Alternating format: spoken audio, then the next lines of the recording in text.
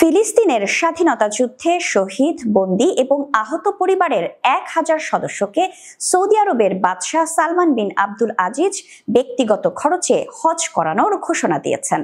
বিস্তারিত থাকছে ডেস্ক রিপোর্টে। সৌদি বার্তা সংস্থা সূত্রে জানা যায়, দেশটির ইসলাম ও দাওয়া বিষয়ক মন্ত্রণালয়ের তত্ত্বাবধানে হজ গেস্ট প্রোগ্রামের অংশ হিসেবে ফিলিস্তিনের শহীদ, আহত ও বন্দী পরিবার থেকে 1000 সদস্যকে এই আমন্ত্রণ জানানো হবে। এক বিবৃতিতে ইসলাম বিষয়ক মন্ত্রী ডক্টর আব্দুল লতিফ আব্দুল আজিজ আলে শায়েখ বলেন, প্রতি বছর সৌদি সরকারের অর্থায়নে নির্দিষ্ট সংখ্যক ফিলিস্তিনির হজের ব্যবস্থা করা হয়। ফিলিস্তিনিদের আত্মত্যাগের প্রতি সৌদি আরবের সহানুভূতির ধারাবাহিকতায় এবার 1000 হজযাত্রীকে আমন্ত্রণ জানানো হবে।